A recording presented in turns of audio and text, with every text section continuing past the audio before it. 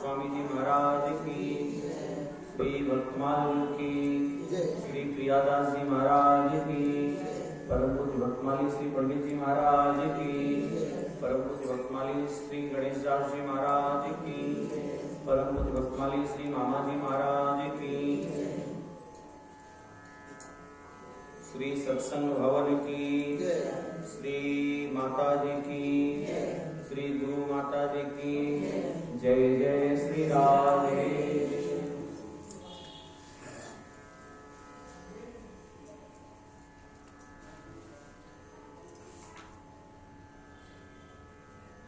प्रभु कृपा से हम सब बहुत भाग्यशाली हैं जो हमारा जन्म भारतवर्ष में हुआ और मानव शरीर प्राप्त हुआ।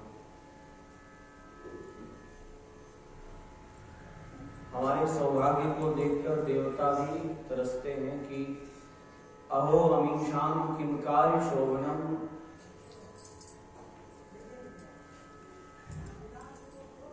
स्वयं भागवत जी के 5वें स्कंद में देवता भारतवर्ष और भारतवासियों की महिमा का गान कर रहे हैं। उसमें वे कहते हैं कि देखो तो ये मनुष्य कितने भाग्यशाली हैं भारतवर्ष में जिनका जन्म हुआ। वे यदि संकल्प करने चाह लें तो इसी शरीर से अपना कल्याण कर सकते हैं। देखिए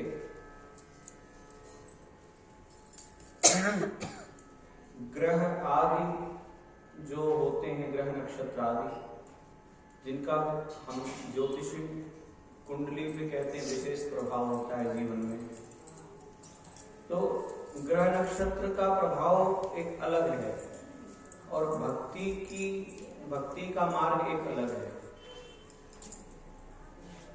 ग्रह नक्षत्र निश्चित नहीं करते कि भजन आदमी करेगा कि नहीं, वह तो स्वयं निर्णय करना पड़ेगा।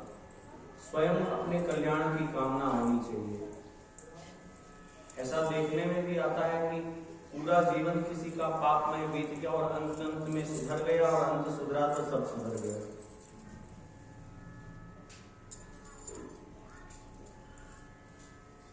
जन्म कोटि लगी जन्म जन्म मुनि जतन कराही, अंत राम कहीं आवत नाही। लोग राम नाम का अभ्यास करते हैं, संत लोग जीवन भर अभ्यास क्यों करते हैं कि एक ही लक्ष्य रहता है कि अंतिम समय भी हमको भगवान का नाम ही याद आए।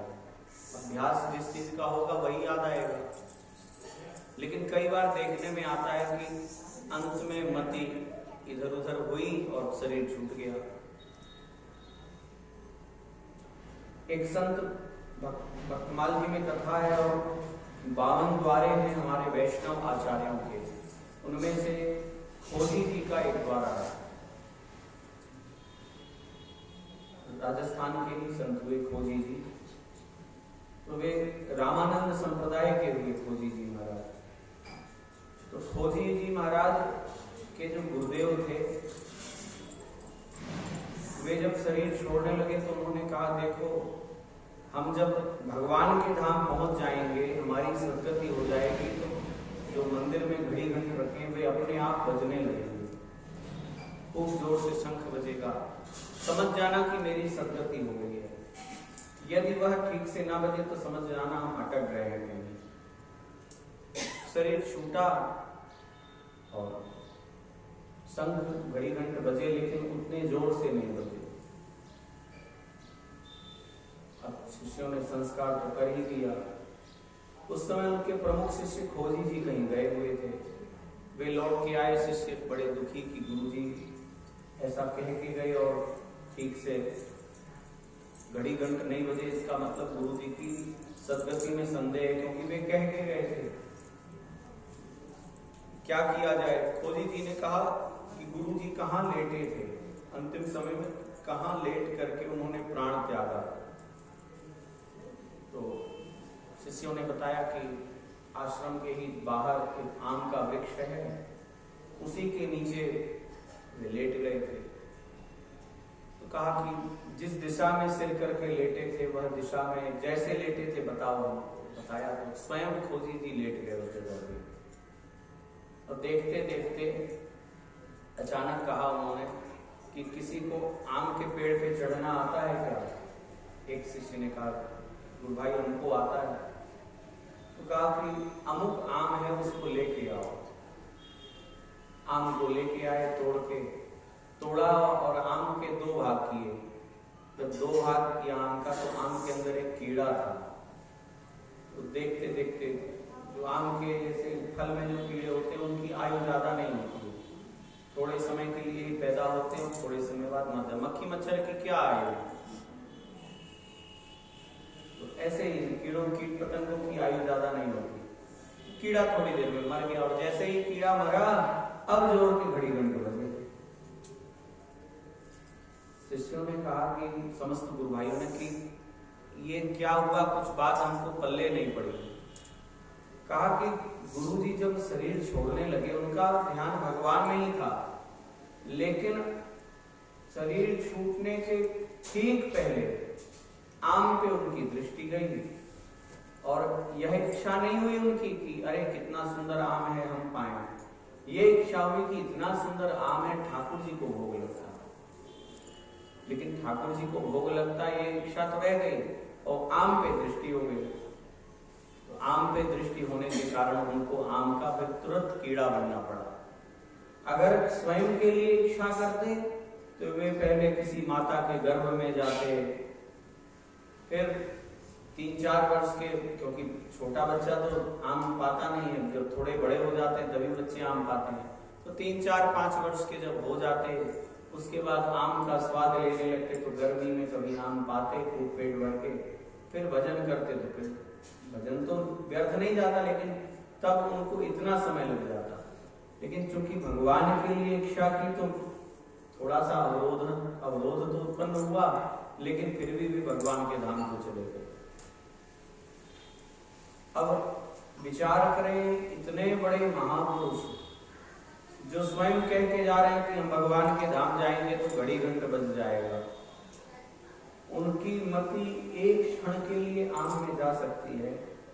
तुलसीदास जी एक दोहे में कह रहे हैं, हम लोग भागवत जी सुने होगी जिसने, उन्होंने जड़ भरत जी का चरित्र सुना होगा। तो जड़ भरत जी का चरित्र क्या आता है? एक मृगा के कारणे भरत धरी 2 देह,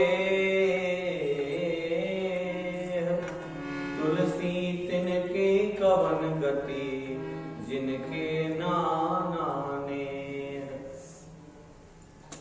तो यह सावधानी रखने की है कि हम कहीं भी रहें, लेकिन हमारी दृष्टि, हमारा ध्यान भगवान पे ही रहे।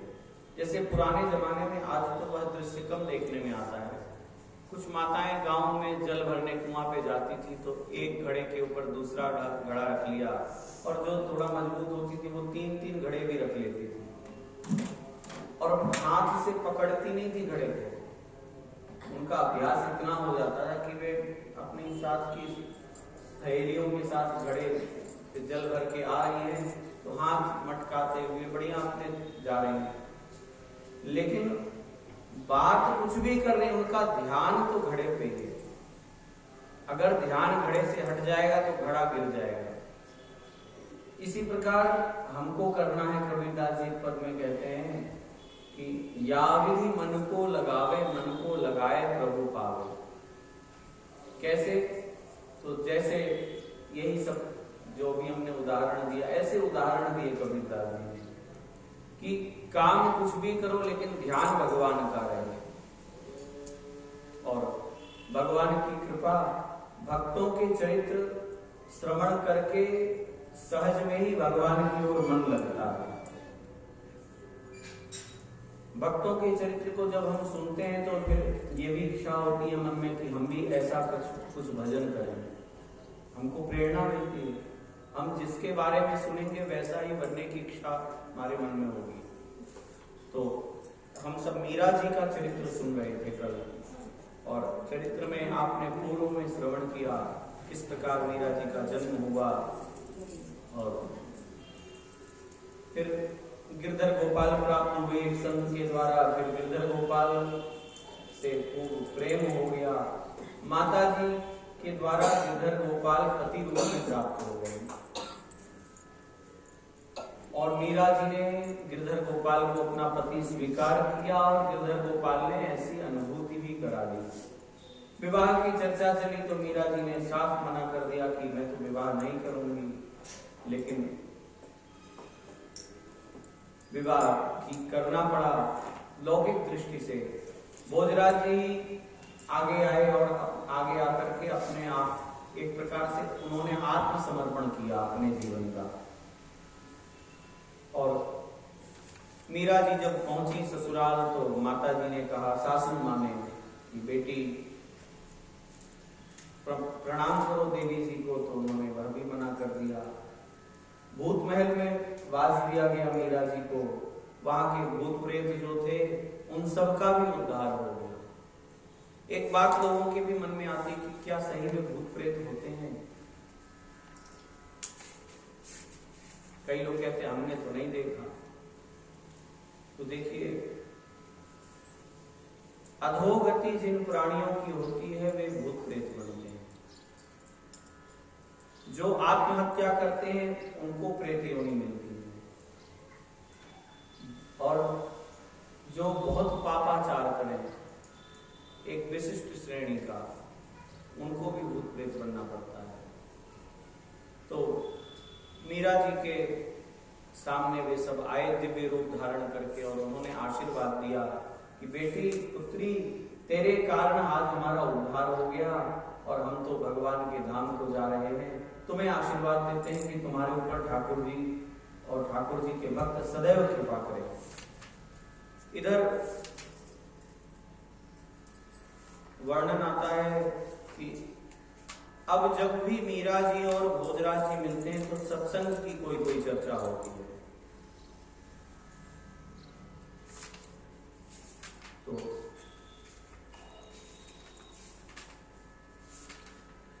भोजराज जी ने कई प्रश्न किए मीरा जी से, और उन्हीं प्रश्नों में एक प्रश्न किया भोजराज जी ने कि सगुण और निर्गुण और जैसे निराकार और साकार के संबंध में कि आप मुझे इसमें भेद बतलाइए, क्या भेद होता है? श्री मीरा जी ने कहा कि निर्गुण निराकार और सगुण साकार यदि समझना है तो जैसे जल होता है, जल को हम जब गर्म करते हैं, पहले दिखने में तो जल द्रव्य है, लेकिन जब उष्ण किया और विशेष एक तापमान जिसको कहते हैं 100 डिग्री सेल्सियस पे जब जल पहुंचेगा तो वह जल रूप में नहीं रहेगा, वह भाप बन जाएगा। भाप बन के अब वह जल वायुमंडल में अदृश्य हो गया, था जल लेकिन अदृश्य हो गया, भाप बन गया। फिर अब वह दिख नहीं रहा, अभी तक जल की अनुभूति भी हो रही थी, वह जल भी दिख रहा था, लेकिन भाप बनने के बाद वह जल अदृश्य हो गया। उसी जल को यदि ठंडा किया जाए विशेष तापमान पे, जिसको आज 0 डिग्री सेल्सियस कहा जाए, अगर उतने पे ठंडा किया जाएगा तो वही जल घनीभूत हो जाएगा, वह ठोस हो जाएगा। और ज्यादा ठंडा करेंगे तो जैसे बर्फ से अगर मारो तो पत्थर से मारो या बर्फ से मारो, चोट तो उतनी लगेगी। तो किसी से कोई कहे कि अरे तुम्हें तो जल से ही मारा है, तो जल से थोड़ा ही मारा, इसने तो बर्फ से मारा है, जल के ही प्रकार। वह जल अभी द्रवीभूत था, ठंडा किया तो ठोस हो गया और उष्ण किया तो भाप बन गया। ऐसे ही परमात्मा के विविध स्वरूप हैं, सगुण साकार और निर्गुण निराकार जिसको कहा जाए, साकार और निराकार। तो साकार हो गया जल और बर्फ के रूप में एक आकार विशेष ले लिया, और निराकार मतलब वह अपने आकार को उसमें खो दिया। अब जल है लेकिन दिख नहीं रहा। अब वायु को हम मानते हैं कि यहाँ वायु है, बिना वायु के तो हम जीवित नहीं रह सकते। तो कोई कहे कि हमको तो दिख नहीं रही, हम तो नहीं मानेंगे। तो ऐसे कुतर्की व्यक्ति की बात मानी जाएगी क्या? फिर कोई कहे कि जैसे कई लोग कहते हैं कि ठीक है हम मान लिया मैंने कि भगवान सब जगह है, जैसे आप कहते हैं हवा सब जगह है, तो भगवान के मंदिर की क्या आवश्यकता है? मंदिर की कोई आवश्यकता नहीं है, ऐसे लोग कई लोग तर्क भी देते हैं। तो देखिए, एक हमारे आस्था का केंद्र, पूजा का केंद्र विशेष होना चाहिए,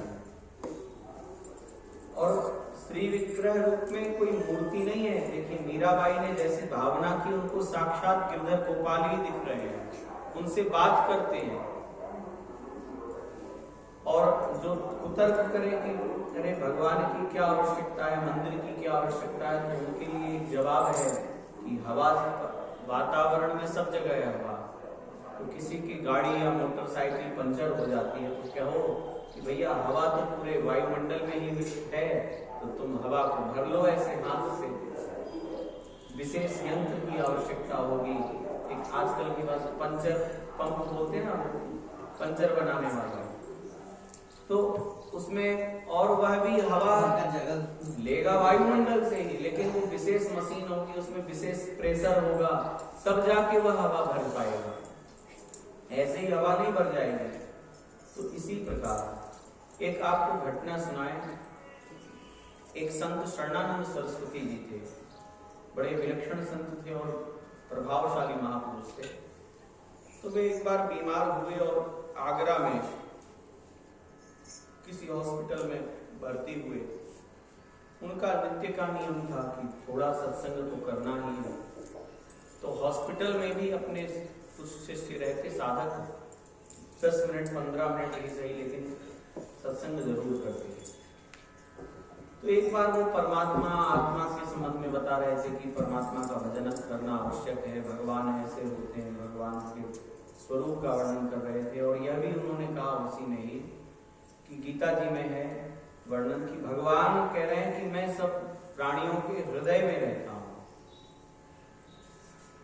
वहां डॉक्टर भी आए कुछ रिपोर्ट देखने, महात्मा को देखने, तो वे भी सुन रहे थे। जब महाराज जी का सत्संग हो गया तो डॉक्टर ने पूछा कि महाराज जी मैं आपसे कुछ पूछना चाहता हूं। संत ने कहा कि देखो हम तो मरीज बन के आए हैं यहाँ पे, हम कोई उपदेशक आपके लिए थोड़ी बन के आए, हम तो आपके मरीज बन के आए हैं। नहीं महाराज जी, हमको कुछ, हमारे मन में कुछ जिज्ञासा हो रही है, पूछना चाहते हैं। संत ने कहा पूछिए। आप बोल रहे थे अभी थोड़ी देर पहले कि गीता जी में भगवान कह रहे हैं कि मैं प्रत्येक प्राणियों के हृदय देश में हूँ, तो हम तो हार्ट के ही डॉक्टर हैं, हमने पता नहीं कितने मरीजों का हार्ट का ऑपरेशन किया, बाईपास सर्जरी करते हैं तो पूरा हार्ट चीर के, अब पता नहीं पहले तो पूरा चीर के रख देते थे, और फिर तो कहा हमने खूब हार्ट देखे लोगों के, लेकिन कभी परमात्मा नहीं दिखे। अब ये बात तो गलत हो गई कि आप कह रहे हैं कि भगवान कह रहे हैं कि हम सबके हृदय में रहते हैं, हृदय में तो हमको भगवान दिखे नहीं। संत ने कहा आपका जवाब, आपके प्रश्न का उत्तर जरूर देते, लेकिन वही बात है कि हम तो मरीज बन के आए हैं आपसे इलाज करवाने, हम कथा कहने थोड़ी यहाँ पे आए, हम तो अपने शिष्यों को कुछ बता रहे थे। तो थोड़ी देर में महाराज जी की कुछ रिपोर्ट आई खून के जांच की। तो डॉक्टर कहने लगा, ये कहते ना गुड कीटाणु, अच्छे कीटाणु भी होते हैं खून में, बुरे कीटाणु भी होते हैं, तो इनकी इतने प्रतिशत है, ये इतने प्रतिशत है। तो संत ने कहा कि अरे